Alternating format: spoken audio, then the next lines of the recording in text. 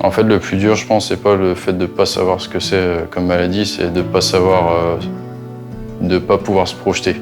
C'est ça qui est vraiment frustrant pour nous, c'est d'être dans l'attente et dans l'interrogation. H24, c'est surtout ça.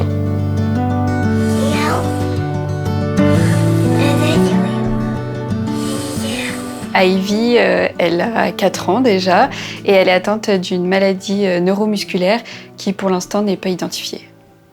Alors les premiers éléments, ça a été ses pieds autour de ses 3-4 mois où on s'est posé la question, ils s'étaient vraiment repliés vers l'intérieur. Donc c'est là qu'on a commencé à consulter dans un premier temps le médecin traitant et puis qui nous a renvoyés au fur et à mesure vers d'autres médecins. On a opéré ses pieds et puis on s'est rendu compte qu'au fur et à mesure qu'elle grandissait, en fait, d'autres symptômes sont arrivés. En fait, je pense que la maladie, ça n'a pas été brutal pour nous, l'annonce, dans le sens où c'est venu progressivement. Puis au fil des examens, des IRM, des électromyogrammes, c'est ça qui, enfin voilà, des biopsies, c'est ça qui a posé le diagnostic de myopathie. Diagnostic assez flou, hein, parce qu'une myopathie, ça comprend énormément de maladies. Ça va faire bientôt 2 ans maintenant qu'on a fait un prélèvement en fait, sur Ivy et qui est en cours d'analyse toujours. Après, c'est des analyses qui peuvent prendre des années avant d'avoir une réponse ou pas du tout. Ça peut rester dans le flou total jusqu'au bout.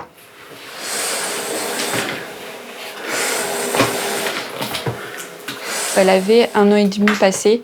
Elle a fait une grosse détresse respiratoire sur une pneumopathie, donc une infection pulmonaire. Elle a dû être intubée en fait. Les médecins n'ont pas réussi à l'extuber.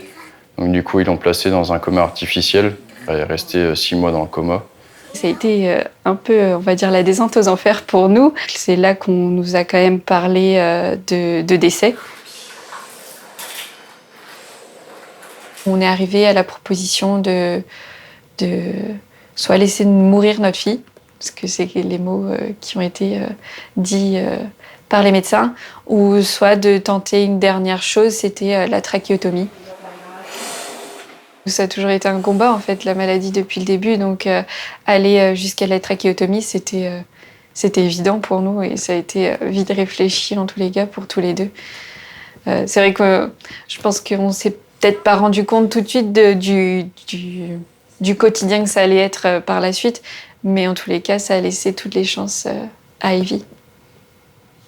Le retour à la maison, il était plus le même. Il a fallu organiser tout avec le contexte médicalisé et toutes les machines, le respirateur, les machines d'alimentation, le fauteuil roulant. Ça a du coup demandé aussi un changement d'habitation, donc d'avoir une maison de plein pied pour être plus accessible. Il fallait quelqu'un au quotidien auprès d'elle, donc ça me semblait naturel d'arrêter mon activité et puis de vivre un tout autre métier d'aidant familial. Marco est infirmière, elle m'aiguille beaucoup sur les gestes à faire pour que ce soit pas trop invasif. On rentre vraiment dans le médical et j'apprends beaucoup à ses côtés. Que ce soit lui, j'ai complètement confiance en lui. Enfin, je veux dire, il sait complètement s'occuper de sa fille et de faire les gestes nécessaires au quotidien. C'est vrai qu'à n'importe quel moment, oui, il peut y avoir quelque chose de grave. Nous, on sait réagir et ça se passe bien. En soi, on ne va pas jusqu'au problème urgent parce qu'on le voit quand il y a un souci, mais c'est ce qui peut arriver. Oui. Il faut qu'on arrive à garder quand même une partie aidant, soignant en fait, mais il y a une autre partie où il faut être son papa. Et ça, c'est, on va dire, la frontière est un petit peu floue là-dessus. Et on fait en sorte que les soins soient un jeu, soient un moment d'amusement et pas quelque chose d'invasif. Mes parents, ils ont toujours donné pour le Téléthon et puis nous, dès qu'on a eu notre salaire, voilà, c'était une occasion pour nous aussi de faire un petit geste dans ce combat. Voir ces enfants-là à la télé, alors que nous, on était en bonne santé, ça touche énormément. Si le Téléthon a été créé, je pense que c'est pour aider ces enfants-là et ses parents aussi. On voit que les avancées sont réelles et Encore aujourd'hui, on arrive à soigner des pathologies qu'on ne soignait vraiment pas auparavant. En fait, le plus dur, je pense, c'est pas le fait de pas savoir ce que c'est comme maladie, c'est de pas savoir, de pas pouvoir se projeter. C'est surtout ça. À 18 ans, tu auras ta voiture, tu auras ta maison, etc. Non, là, clairement, je peux même pas dire si Ivy sera en capacité de vivre toutes ces années. Donc, c'est ça qui est vraiment frustrant pour nous, c'est d'être dans l'attente et dans l'interrogation. H24, c'est surtout ça. L'urgence, elle est là. Peut-être que ça peut être dans quelques mois ou quelques années où le pire peut arriver. À se battre, c'est ce qu'on fait depuis le début, hein. C'est un combat et ça restera un combat jusqu'au bout, évidemment.